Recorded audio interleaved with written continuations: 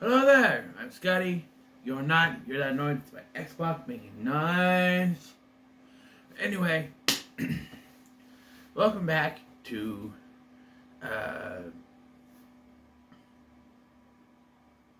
March of the Living Dead.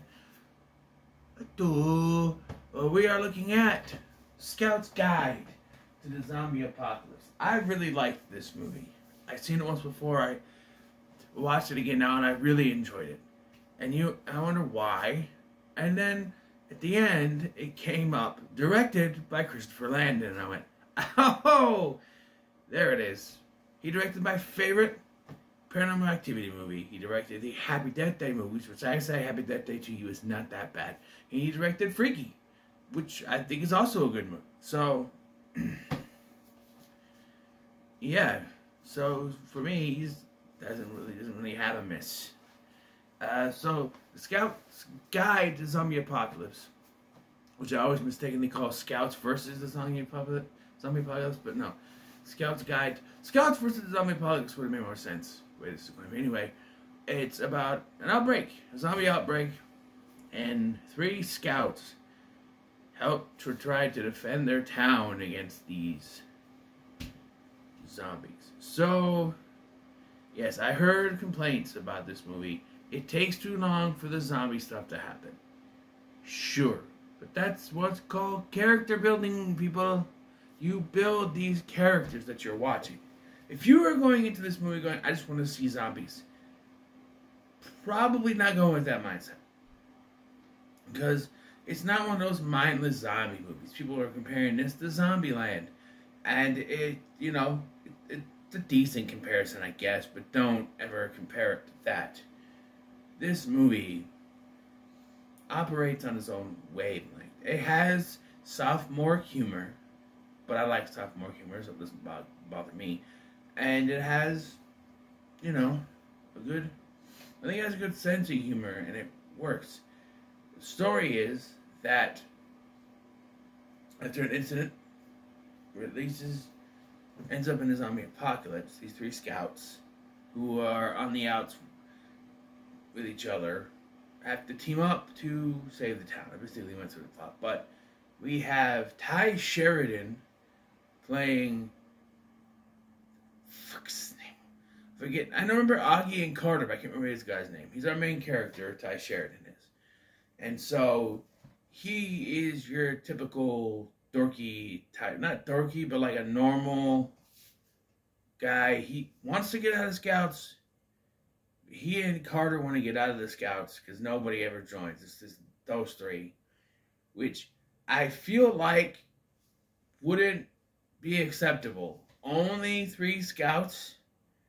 You do realize that with Scouts, there's different groups, different tiers of Scouts.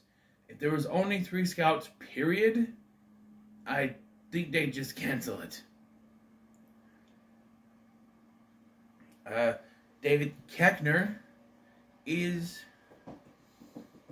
their scoutmaster, and if I can say anything, I think there's not enough David Koechner. Now, sometimes there's too much David Koechner in movies, but I love David Koechner, No, it's a RPG. They don't put it right in your honey hole, or whatever he says in Dukes of Hazzard. You just, he's running 2 page for some of this. We don't get enough of David Koechner as a human. He becomes a zombie very early on in the film, and then there's some zombie shit out of goons where he gets set on fire, which immediately, fire kills zombies. Yet, he's still walking around later. I don't know. And there's a gag with his head at the end. We get a typical teenage story where, guy has a crush on this girl. It's his best friend's sister, which could happen, and so he has a crush on her. How much older is she? They're not twins, obviously. She's taller than he is, so maybe she's a senior, I think, and they're sophomores. So, yeah. The movie starts with, honestly, an unnecessary scene, to be honest. starts with this janitor who I think is one of the guys from Workaholics, but I'm not exactly sure. He's bumping around and he wakes up this zombie which goes on a killing spree. And, there's a complaint that it's too long before we see zombies wreaking havoc, but it's almost too quick how zombies form. Because, he fights with the zombie, and then he's walking around the corner as a zombie. Okay, so how fast is the gestation period when you get bit? Do you get turned right away? Because that's really what it seemed like. He's bit, and then, boom, he's walking around the corner, he's a zombie. It's like, I've watched other zombie movies where it takes longer. If they just wanted to get to the zombie possession and have all that, that's fine. But, a little quick. We got to our main characters, the scouts. Like I say, Carter and Ty Sheridan, they want to... Carter's played by Logan Miller, by the way, from the Escape Room movies. But Carter and Ty Sheridan, they want to leave the scouts. But Augie will be the only one left, and they're going on this camp out. But on driving home, they hit a deer. And did it get back up? I don't remember. I think it does. Is that no? I'm thinking of Train to Busan, where they hit the deer and it gets back up. That's what I'm thinking of. Sorry, but they hit a deer. They hit a deer, and then they run into Kendall. That's Carter's sister, and so they're invited to this secret senior party. Which, as soon as you hear it, you're like, yeah, no, they gave him a fake place. And if it's the one complaint I have, they should have found the fake place before fighting the zombies. They're in the middle. It's the middle of the movie when they get to the place, because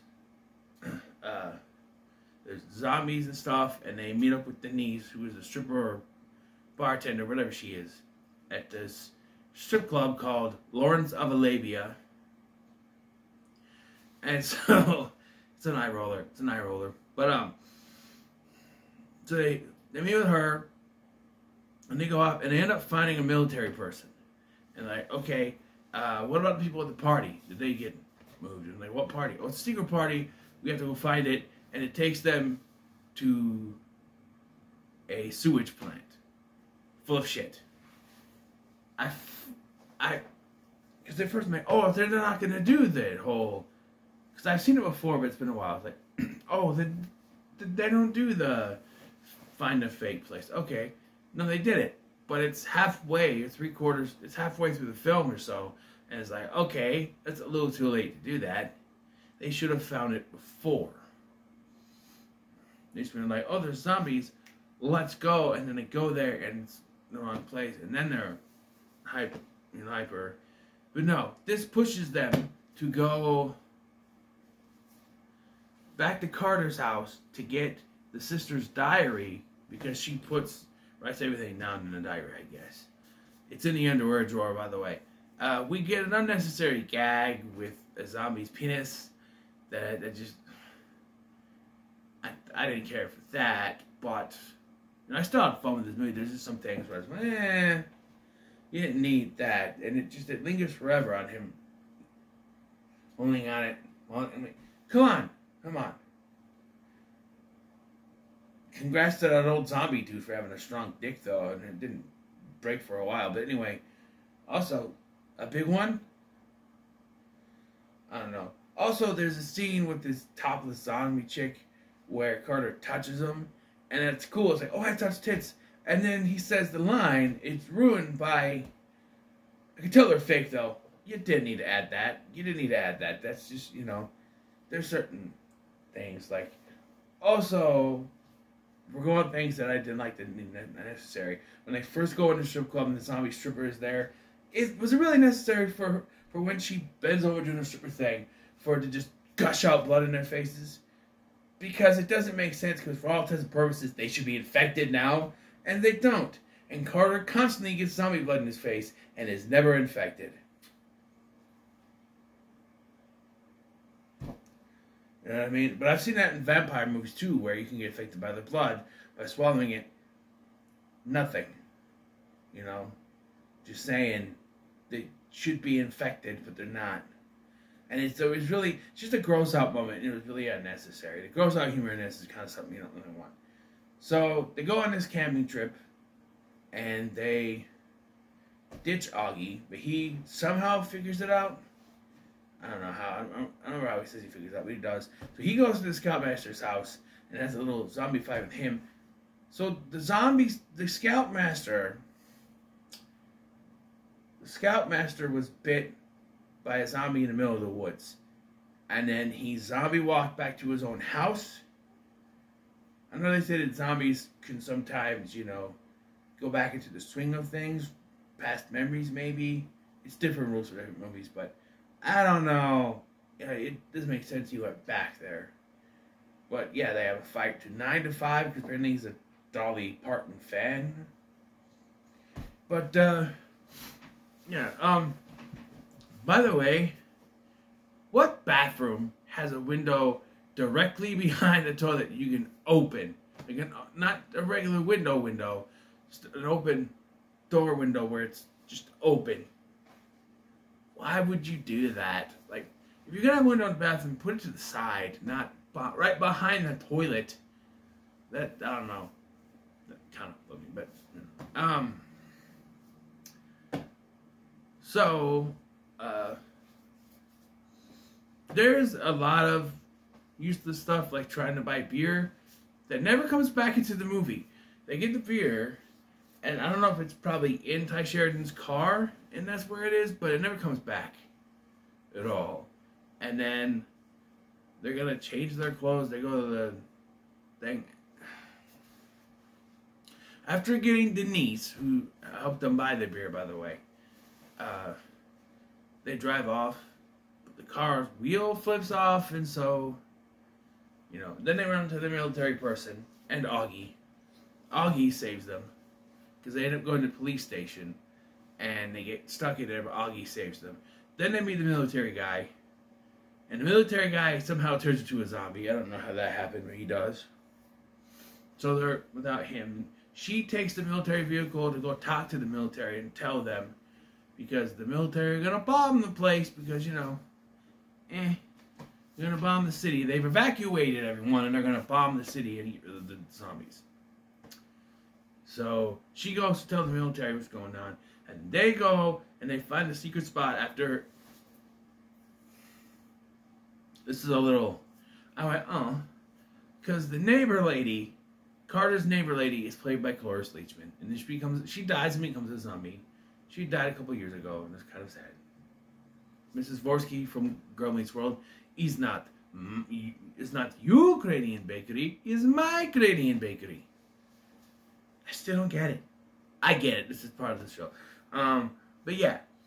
So they find a secret spot, and when they get there, like, okay, here's another gag that I laughed at, but it is at the same time, it's kind of unnecessary.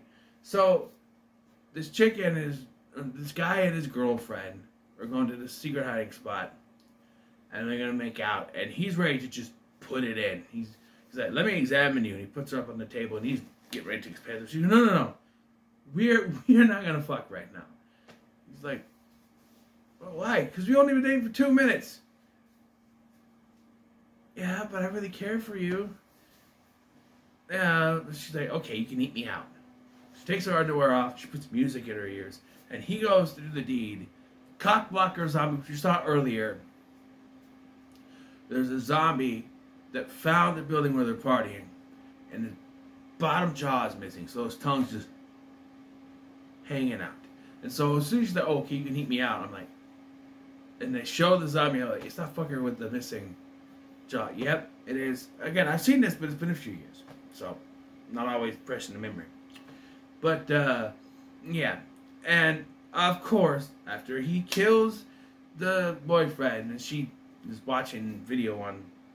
By the way, when you watch videos, You could still hear outside. It's music that covers things up. You could still hear what's going on. It doesn't look like noise-canceling headphones that she had, so I don't know. The zombie goes down on her. She's like, "Oh, that's good." And then he's like, "Ah," and she's like, "Ah," and then he bites her down there. I don't know how that works. He's never bottom jaw. You just you sink, just like completely his top jaw into her. I don't know. I don't know how that would work. And if that happens, it bites him down there. If he bites her down there, does she turn? I don't know. Probably. Bite anywhere works. Yeah, so make their way and they save everybody. They lock them out. They lock the door to keep them safe and they get everyone out. And then they have a little cherry bomb thing that earlier Augie was trying to do the light the fire, but you couldn't get it to work, so they used Carter's lighter. So they try to use the lighter again, it's not working, so Augie goes back because they started that, so they gotta go back to it. And he finally does it, and they jump down this tube, and I'm like, okay, one zombie's gonna get out. No, the whole thing just goes, blows up, and everyone is safe.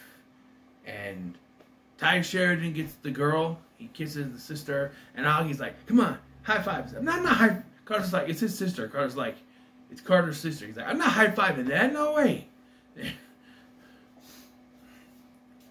And she's like, who are you? He's like, I'm a scout. Wow! Whatever. And music starts playing, and then he starts kissing her again. And I did love this. Carter's like, okay, I get to fuck his mom. I thought that was funny. But yeah, and it ends with a gag after the credits with the Scoutmaster's head. Like, bird sits on his head. Oh, come on. The end. Why is it speaking normal language? That's not necessary. But overall, I thought this was pretty good. There was some solid gore effects. There's a running joke that Carter keeps getting sprayed with the blood. Again, he should be infected and be a zombie by now. But, you know, per the rules of this movie, I guess not. And I thought the pacing was actually pretty good. Except for, yeah, it does take a little long to get to the zombies. But if you just, you know, if you're in it to watch this movie for the characters and go along with the story and not just see zombies going around and people fighting zombies, then you're going to enjoy it. If you just want people fighting zombies, you might be less on this. But, you know, I still enjoy it. So, what are your thoughts on Scout's Guide to the Zombie Apocalypse? Let me know in the comments below. Make sure to like, share, and subscribe. Thanks for watching. I've been Scotty, and I'll see you in the next one.